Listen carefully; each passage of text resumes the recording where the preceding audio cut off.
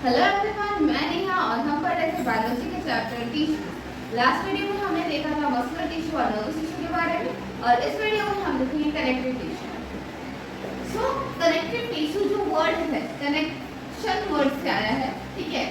Connection से आया है वर्ड कनेक्टिव और कनेक्टिव मतलब जो टिश्यू कनेक्शन करे उसको हम लोग कनेक्टिव टिश्यू कहेंगे, ठीक है।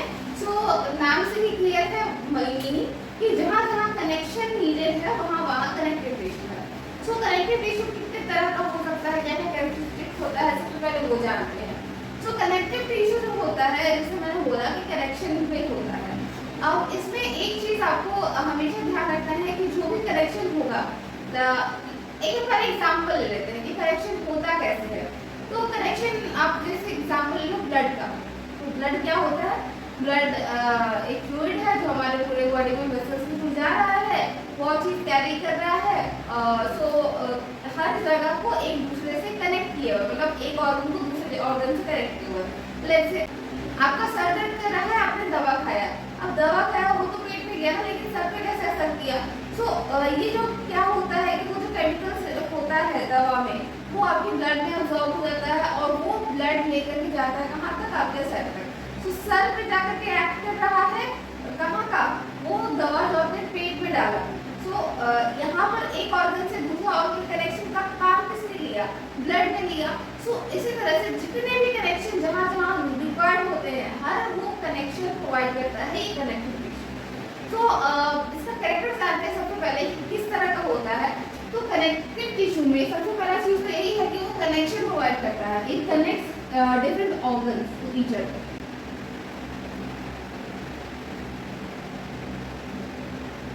सिर्फ ऑर्गन ही नहीं, different parts of the body भी आप लिख सकते हैं। So different parts of the body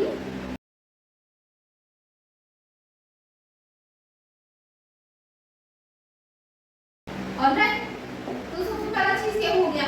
दूसरा बात कि जो भी कनेक्टिव टिश्यू होता है उसमें एक चीज हमेशा ही आपको मिलेगा, वो होता है उसका मैट्रिक्स। उस एक दो सेल जो होता है वो दो सेल हमेशा एक मैट्रिक्स होता है। मैट्रिक्स मतलब एक मीडियम है जिसमें वो सेल्स रहेगा। सो जो भी सेल्स है वो एक हमेशा एक मीडियम में रहता है। सो हमेशा इसमें एक मीडियम होता है। मीडियम को हम इन जनरल मैट्रिक्स बोलते हैं बायोलॉजी में। सो जो भी इसमें कनेक्टिव टिश्यू में जो भी आपके टिश्यूज आएंगे उन सबके पास एक बेसिक मैट्रिक्स होगा, एक बेसिक मीडियम होगा। वो मीडियम ये हो सकता है फ्लूइड हो सकता है, हार्ड हो सकता है, डेंस हो सकता है, रिजिड हो सकता है। अलग अलग वैरायटी है, अलग अलग काम है। डिपेंड करेगा कि किस तरह का फंक्शन कौन सा पार्ट दे रहा है, उस हिसाब से उसमें मैट्रिक्स का कंसिस्टेंसी, कैरेक्टर ये सब चेंज करेगा, डिफर करेगा। सो एक चीज तो आपको हमेशा ध्यान में रखना है कि जब भी कनेक्टिव टिश्यू होगा तो हमेशा एक मीडियम होगा, एक मैट्रिक्स होगा, ठीक है। So it always has a medium that is matrix in which the cells are embedded। क्या लिखा हमने कि हमेशा एक मीडियम होता है, एक मैट्रिक्स होता है जिसमें कि जो सेल्स होते हैं वो एम्बेडेड होते हैं, ठीक है। सो ये रहा बेसिक कैरेक्टरिस्टिक है कनेक्टिव टिश्यू का। इसके अलावा कनेक्टिव टिश्यू का और क्या टाइप होता है? टाइप आप हम लोग जानते हैं। तो कनेक्टिव टिश्यू को रफली हम लोग दो टाइप से डिवाइड करते हैं। एक वो जो कि लूजली पैक्ड है और दूसरा वो जो टाइटली पैक्ड है। नाम से एक ये बोलना होगा कि जो लूजली पैक्ड है उसमें आपका जो सेल्स के बीच का डिफरेंस है, गैप है, वो ज्यादा रहेगा और जो डेंस है उसमें टाइटली पैक्ड रहेगा। बट सिर्फ यही टाइप नहीं होता है, इसके अलावा और भी टाइप होता है। और ब्लड जो है इसे दोनों से ही अलग है, मतलब ना वो लूज कनेक्टिव टिश्यू में आएगा ना आपका डेंस कनेक्टिव टिश्यू में आएगा, उसको हम लोग अलग रखते हैं। सो ब्लड को छोड़ करके हम लोग देखते हैं जो भी कनेक्टिव टिश्यू वो या तो वो डेंसली पैक्ड होगा या फिर वो लूजली पैक्ड होगा। सो वो देखते हैं। सो कनेक्टिव टिश्यू का दो पार्ट होता है। एक होता है आपका, इन जनरल हम लोग बात कर रहे हैं लूज कनेक्टिव टिश्यू, दूसरा होता है डेंस कनेक्टिव टिश्यू और इसमें एक्सेप्ट है ब्लड। ब्लड जो होता है इसका मैट्रिक्स फ्लूइड होता है, ठीक है। और इसमें क्या क्या होता है, इसमें आपका होता है आरबीसीज, डब्ल्यूबीसीज, प्लेटलेट्स। खैर इसको हम लोग बाद में बात करेंगे एक एक करके जब आएंगे सब पे। तो पहले हम लोग जान लेते हैं कि ब्लड जो है ये इसको हम लोग अलग रखते हैं। लूज कनेक्टिव टिश्यू में आता है आपका, हम लोग दो तीन यहाँ पे पढ़ेंगे। पहला है एक एरियोलर कनेक्टिव टिश्यू और एक होता है एडिपोज कनेक्टिव टिश्यू। ये दोनों लूजली पैक्ड होता है, ठीक है। देन इसमें आपको चार पढ़ना है। पहला बोन, फिर कार्टिलेज, नेक्स्ट आपका टेंडन एंड लिगामेंट, ठीक है। ये सारा आपको पढ़ना है, मतलब टोटल आपको सेवन कनेक्टिव टिश्यूज के बारे में पढ़ना है, और जिसमें से चार डेंस है, दो लूज है और एक ब्लड, ठीक है। ये सब हम लोगों को पढ़ना है। तो हम लोग स्टार्ट करते हैं पहले ब्लड से। ब्लड जो है जैसे कि मैंने बोला कि अलग इसको रखते हैं कनेक्टिव टिश्यू से। इसमें फ्लूइड जो होता है वो मैट्रिक्स होता है, और मैट्रिक्स को हमने क्या बोला था कि जिसमें सेल्स एम्बेडेड होता है वो मीडियम को हम लोग मैट्रिक्स बोलते हैं। सो आपको पता है कि ब्लड में क्या क्या होता है। ब्लड में हमारा होता है आरबीसी, डब्ल्यूबीसी, प्लेटलेट्स और प्लाज्मा। तो जो प्लाज्मा है ये आपका फ्लूइड है, यही आपका वो मैट्रिक्स है, वो मीडियम है जिसमें ये सब एम्बेडेड है, जिसमें ये सब फ्लोट करते हैं। सो इसका जो फ्लूइड है पार्ट है, इसको हम लोग कहते हैं प्लाज्मा, ठीक है। प्लाज्मा में क्या क्या होता है, प्लाज्मा में इसके अलावा और होता है आपका प्रोटीन्स, शुगर्स, और क्या आएगा, और जो कुछ भी ट्रांसफर होने वाला है जैसे कि आपका गैसेस लाइक CO2 आपका मिलेगा, इसमें ऑक्सीजन मिलेगा, और क्या मिलेगा, और इसके अलावा हार्मोन्स भी जो ट्रांसफर होता है वो इसी के थ्रू मिलकर होता है। सो इसमें आपको हार्मोन्स भी मिल जाएंगे,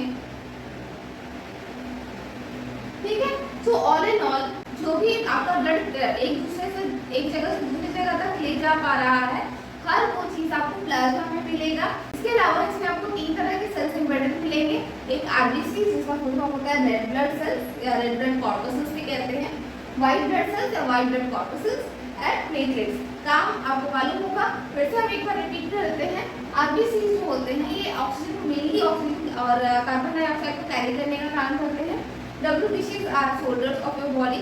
ये जब भी कोई पैथोजन वगैरह आता है, जब भी कोई अटैक करने आता है तो उसको ये फाइट करने में मदद करता है। प्लेटलेट्स जो है ये आपका ब्लड क्लॉटिंग में मदद करता है, ठीक है। सो ये रहा अबाउट ब्लड। क्या मेन काम है ब्लड का, transportation of material from one place to another, ठीक है। So this is all about blood. अब हम लोग एक एक करके ये सबको देखते हैं, ठीक है। अब हम लोग एक एक करके बात करते हैं बोन, कार्टिलेज, ये सब पे। तो सबसे पहले हम लोग डिफरेंशिएट करते हैं बोन कार्टिलेज, जिसमें आपको बहुत कंफ्यूजन अक्सर रहा होगा। तो हम लोग एक एक करके बात करते हैं बोन और कार्टिलेज को लेकर के, और दूसरे साइड पर हम लोग डिस्कस करते हैं टेंडन्स एंड लिगामेंट्स को। ये भी आपका थोड़ा कंफ्यूजन वाला होगा, ये आपस में सिमिलर है इसीलिए ये सब आपस में सिमिलर है, इसीलिए थोड़ा कंफ्यूजिंग भी हो जाता है कई बार। बोन, कार्टिलेज, टेंडन्स, लिगामेंट्स ये सारे ही आपके कनेक्टिव टिश्यू कैसे हैं, ये हर जगह किसी चीज को कनेक्ट कर रहे हैं। बोन जो होता है ये आपका पूरा बॉडी को एक दूसरे से कनेक्टेड भी रखा हुआ है और सेपरेट भी रखा हुआ है। सेपरेट कैसे, क्योंकि ये ही आपका पूरा फ्रेमवर्क बना रहा है। आपका सर आपके पैर से अलग है तो जस्ट बिकॉज आपके पास एक स्केलेटन है जिसमें बोन्स भरा पड़ा है। कार्टिलेज इसमें मदद करता है बोन्स की, मतलब एक आपका जो फ्रेमवर्क है इसको कम्प्लीटली अच्छे से डिजाइन करने के लिए आपको कार्टिलेज मदद करता है। बोन्स आपको बेसिक फ्रेमवर्क प्रोवाइड करता है, कार्टिलेज उसका सपोर्टिंग एलिमेंट है। सपोर्टिंग कैसे, जहाँ पर ज़्यादा हार्ड सरफेस चाहिए होता है वहाँ पर बोन रहता है, और जहाँ पर आपका थोड़ा स्मूथ, थोड़ा इसको सॉफ्ट रखना है, मतलब जो जिसको फ्लेक्सिबल रखना है वहाँ पर कार्टिलेज होता है। तो जैसे एग्जांपल आपका ये जो हाथ है, ये रिस्ट है, रिस्ट में आपके दो बोन्स है, ये जो आर्म है इसको आप बीच से मूव नहीं कर सकते हो, तो यहाँ पर आपका बोन है। तो वो दो बोन के बीच में एक होता है जॉइंट, उसमें हम लोग बाद में बात करेंगे।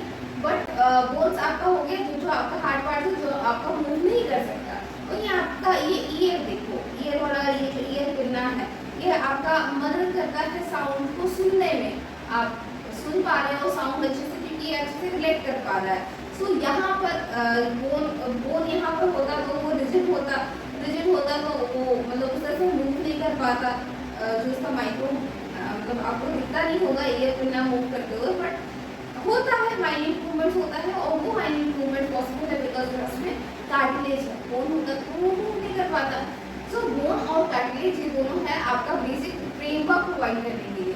बोन्स ज़्यादा इंपॉर्टेंट है क्योंकि इससे मसल्स भी अटैच होता है और मसल्स के कारण ही आप मूव कर पाते हो। सो इसीलिए बोन आपका ज़्यादा इंपॉर्टेंट है, कार्टिलेज भी इंपॉर्टेंट है, ठीक है। बोन जो होता है इसमें आपका ज़्यादा एकदम हार्ड जो होता है, इसका मैट्रिक्स बहुत हार्ड होता है, इसका मैट्रिक्स इतना हार्ड नहीं होता एज सच, इसीलिए ये आप फ्लेक्सिबल होता है, मूव कर सकते हो आप इसको, ठीक है। सो इसमें एक चीज़ हम लोग बोलते हैं कि इसका मैट्रिक्स इज हार्ड, ठीक है, इसका हार्ड मैट्रिक्स होता है, हार्ड मैट्रिक्स होता है जो कि आपको क्रिस क्रॉस करके एक ये बनाता है कि स्ट्रक्चर बनाता है जो कि टफ होता है। इसके मैट्रिक्स में आपको मिलेगा फास्फोरस एंड कैल्शियम,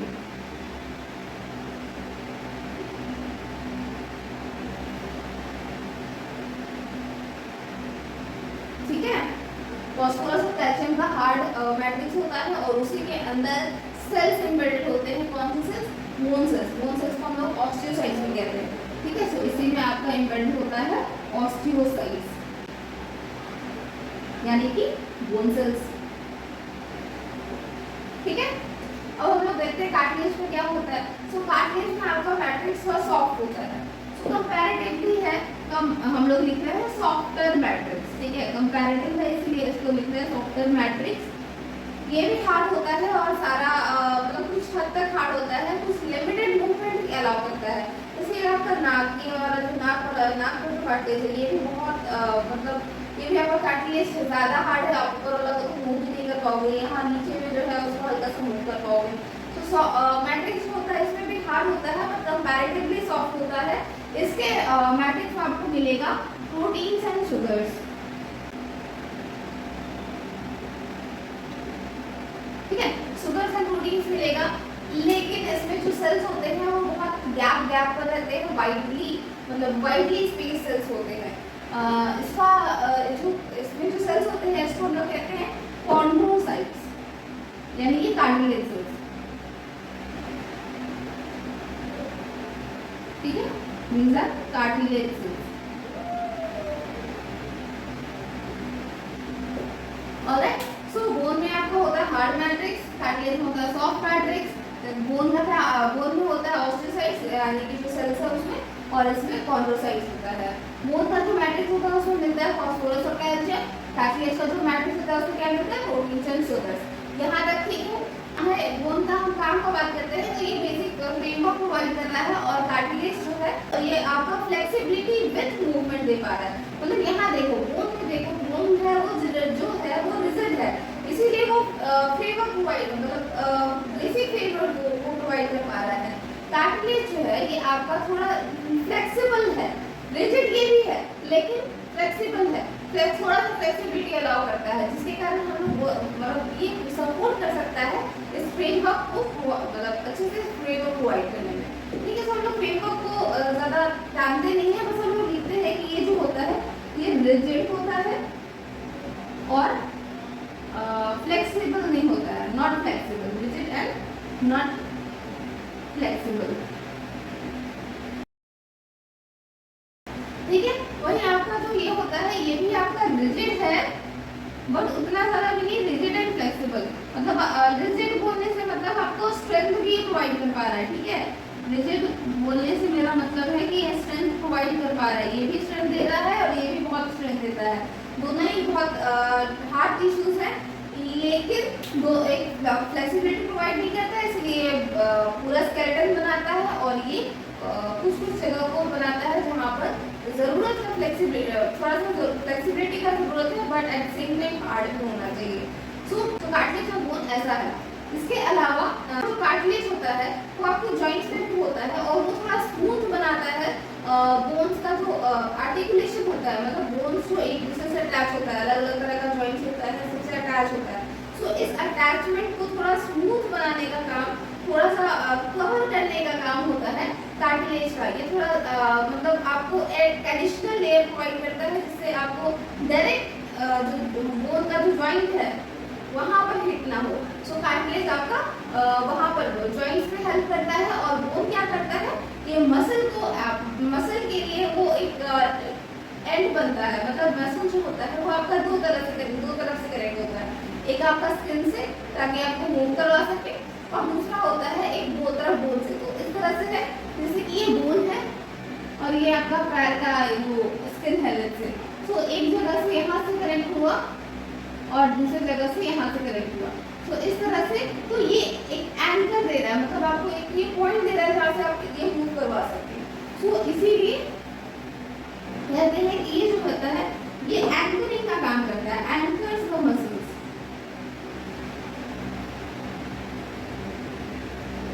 ठीक है, और ये जो होता है कार्टिलेज जो होता है ये स्मूथन्स आर्टिकुलेशन ऑफ बोन्स।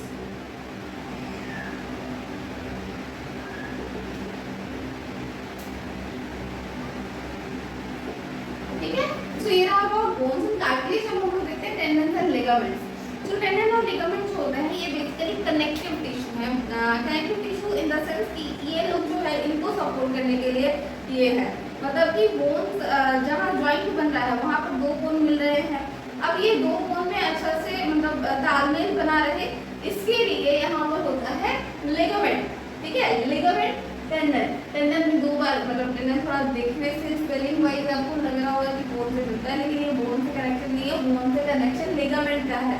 टेंडन जो होता है इसका मसल से कनेक्शन है। ठीक है, मतलब एक तरह से तो दोनों ही बोन से कनेक्टेड है, लेकिन बोन टू बोन लिगामेंट और बोन टू मसल आपका टेंडन। तो सबसे पहले ये चीज जानना जरूरी है कि जो टेंडन होता है ये आपका बोन टू मसल कनेक्शन देता है और लिगामेंट जो है ये आपका बोन टू बोन कनेक्शन दे रहा है।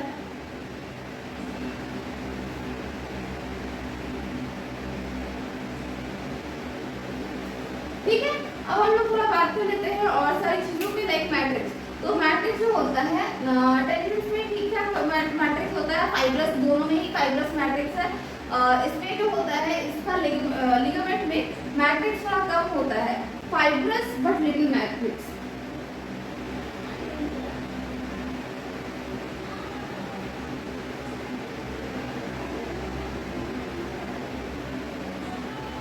ठीक है, और इसमें सिर्फ आप लिख सकते हो कि फाइब्रस मैट्रिक्स होता है, कोलेजन फाइबर एक्चुअली होता है जिससे ये मैट्रिक्स बना होता है। तो मैट्रिक्स जो होता है दोनों का ही फाइब्रस होता है। अब हम लोग बात करते हैं थोड़ा स्ट्रेंथ और फ्लेक्सिबिलिटी का।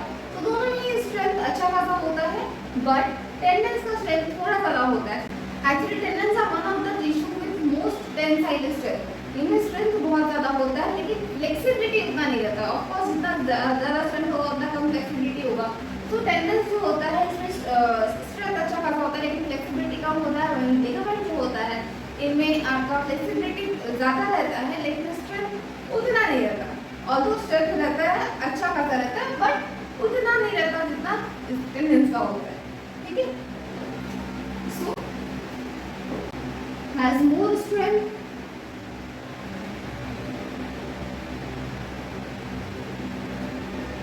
but not so flexible, या फिर आप लिखो but limited flexibility।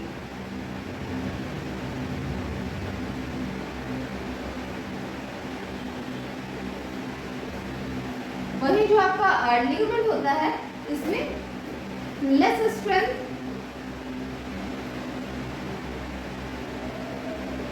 With high flexibility.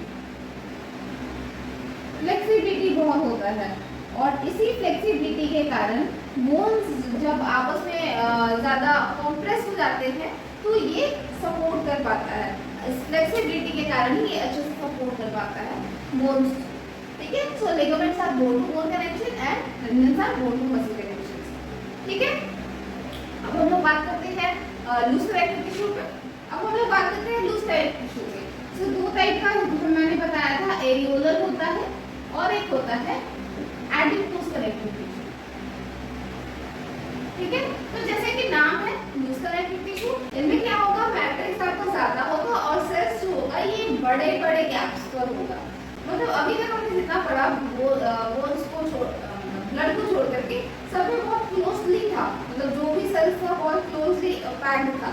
But यहाँ पर एरियोलर, एडिपोस और जो ब्लड है तीनों में ही आपका सेल्स में अच्छा खासा गैप रहता है। सो एरियोलर कहाँ होता है, एडिपोस कहाँ होता है, पहले हम लोग वो बात करते हैं। एरियो वर्ड जो है ये आपका वर्ड आया हुआ है एयर से, ठीक है, एयर से आया हुआ है वर्ड एरियो, यानी कि एक्चुअली एयर नहीं, इसको हम कहेंगे स्पेस। सो जितना भी स्पेस है वो भरता है एरियोलर कनेक्टिव, ठीक है। इस पर थोड़ा और बात करते हैं। पहले जानते हैं एडिपोस। एडिपोस वर्ड जो है ये वर्ड है बना हुआ है, इस वर्ड का मतलब होता है फैट। सो जो फैट स्टोरिंग टिश्यू है वो आपका एडिपोस टिश्यू है, ठीक है। और जो स्पेस फिलिंग टिश्यू है वो आपका एरियोलर है। अब स्पेस फिलिंग कैसे, तो स्पेस फिलिंग कैसे, तो जो भी आपका ऑर्गन्स होता है, ऑर्गन्स और एपिथेलियम जैसे मैंने बोला था कि उन दोनों का बीच में मेम्ब्रेन होता है, तो उन दोनों के बीच में भी एक और लेयर होता है किसका, एरियोलर कनेक्टिव टिश्यू का। ये एरियोलर कनेक्टिव टिश्यू क्या करता है, ये आपका कुशन प्रोवाइड करता है। मान लो किसी कारण से वो कॉन्ट्रैक्ट किया तो हो सकता है आपके स्किन में टकराएगा, उसको प्रॉब्लम होगा, तो उसको कुशनिंग करने के लिए, उसको थोड़ा सा बचा करके रखने के लिए ये होता है एरियोलर कनेक्टिव टिश्यू। और ये हर इंटरनल ऑर्गन्स जो भी आपका बेसिक मतलब नीडेड, जो अभी आपका नीडेड और इंटरनल ऑर्गन्स है, हर उसके पास हमेशा ये एरियोलर कनेक्टिव टिश्यू होता है। सिर्फ यही नहीं, आपके स्किन में भी, स्किन का जो वेस्टर्न मेम्ब्रेन है, वेस्टर्न मेम्ब्रेन के नीचे भी आपका एरियोलर कनेक्टिव टिश्यू मिलता है, ठीक है। इसमें इसका बेसिक काम ही है, मतलब क्या कि ये कुशन प्रोवाइड करता है। जैसे आपको दवा, तो आपको हल्का सा दबाने से आपको ज़्यादा प्रॉब्लम हो जाता, आपके मसल्स को ज़्यादा ठेस लग जाता अगर ये एरियोलर कनेक्टिव टिश्यू और वो एडिपोस टिश्यू नहीं होता। तो दोनों ही स्किन के अंदर मिलते हैं और ये होता है, ये बेसिकली ऑलमोस्ट जितना भी आपका स्पेसेस है उस हर स्पेसेस को ये ऑक्यूपाई किया हुआ है, कौन सा, एरियोलर कनेक्टिव टिश्यू। क्यों, ताकि ये कुशनिंग प्रोवाइड कर सके, ठीक है। सो इसका बेसिक काम क्या है, provides cushion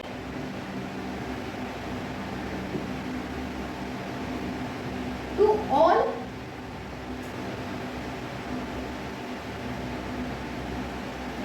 major body parts, ठीक है। आप ऐसे भी लिख सकते हो कि जो भी आपका स्पेस होता है ऑर्गन्स के बीच में, वो सब चीज को कौन ऑक्यूपाई करता है, ये एरियोलर कनेक्टिव टिश्यू करता है।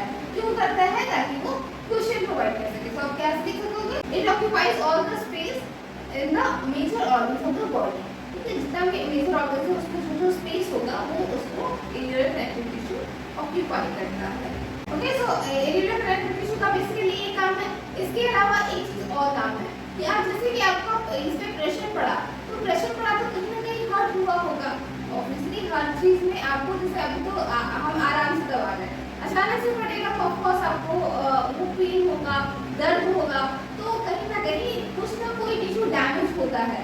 तो उस डैमेज को रिपेयर करने में भी ये एरियोलर कनेक्टिव टिश्यू सपोर्ट करता है। यही कि आपको सारा ब्लड वेसल्स, नर्व जो भी होता है बेसिकली आपको एरियोलर कनेक्टिव टिश्यू के आसपास ही मिलेगा। बट इसमें जो मेन सेल्स हैं वो सेल्स आपके ये सब नहीं है, एडिपोसाइट्स, फाइब्रोब्लास्ट, मास्ट सेल्स, ये मैक्रोफेजेस, ये सब बेसिकली आपको इस टिश्यू में मिलेंगे। आपको ये सब अभी पढ़ना नहीं है, आप आगे की क्लासेस में ये सब पढ़ोगे। बट बात यही है कि जो भी आपका जो स्पेसेस है, जो जहाँ भी आपको कुशनिंग नीडेड है in the sense to protect the body from damage, wear and tear, उस वहाँ पर आपको एरियोलर कनेक्टिव टिश्यू मिलेगा। और एक काम इसका क्या है, ये helps in repair of the body. Repair में कैसे बताया ना मैंने अभी कि जब आपको अचानक से चोट लगा, दवा अचानक से, तो कहीं ना कुछ डैमेज होता है। तो उस डैमेज में आपका जैसे ब्लड वेसल सब यही है, तो ये कहीं ना कहीं रिपेयर करने में मदद करता है। फाइब्रोब्लास्ट जो सेल्स है वो फाइबर्स बनाता है और वही फाइबर्स मदद करता है उस डैमेज को रिपेयर करने में, ठीक है।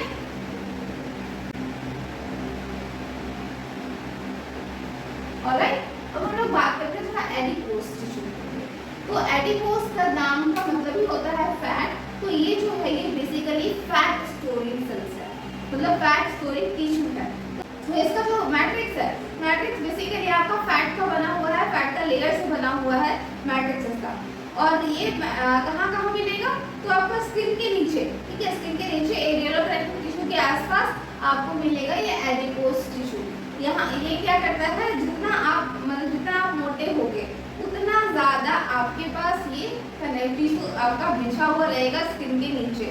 अब मोटे लोगों को ठंडा कम लगता है, क्यों लगता है, क्योंकि जो फैट सेल्स होता है ये आपको इंसुलेशन प्रोवाइड करता है, जो भी बाहर का टेम्परेचर है उसे आपको थोड़ा बहुत प्रोटेक्ट करके रखेगा।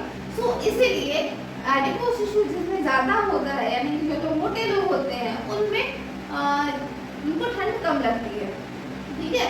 सो एडिपोज टिश्यू जो होता है ये बेसिकली आपको इंसुलेशन प्रोवाइड कर रहा है एंड बिसाइड्स ये आपका फूड स्टोरेज के लिए भी काम कर रहा है। ऑब्वियसली ना, जब आप खाते हो तो आपको कार्बोहाइड्रेट मिलता है, वो बर्न होता है, वो आपको एनर्जी देता है। जिस दिन आप नहीं खाओगे क्या आप ऐसा होगा कि आप बेहोश हो जाओगे, मतलब हो सकता है कुछ लोग, लेकिन हर कोई तो नहीं होता ना। कैसे नहीं होता, क्योंकि उनके पास जो भी जब कार्बोहाइड्रेट नहीं है उनके पास, तो उनके पास जो फैट सेल्स है वो उसको बर्न करके बॉडी खाना मतलब अपना एनर्जी निकाल लेता है। सो जो भी आपका एडिपोज टिश्यू है ये आपका स्टोर की तरह काम कर रहा है, दूसरा इंसुलेशन का बेस बना रहा है, और तीसरा ये भी आपका कुशनिंग प्रोवाइड करता है। जितना मोटा लेयर होगा फैट का उतना गद्देदार टाइप का हो जाएगा ना, फैट दबता भी है। सो जितना दबेगा उतना ज़्यादा आपको कुशनिंग मिलेगा। सो इसका बेसिकली 3 काम है, क्या क्या, इंसुलेशन प्रोवाइड करता है बॉडी को, ये एक्चुअली इसका सेकेंडरी काम है। सबसे पहला काम जो होगा इसका वो यही है कि ये कुशनिंग प्रोवाइड करता है, प्रोवाइड्स कुशन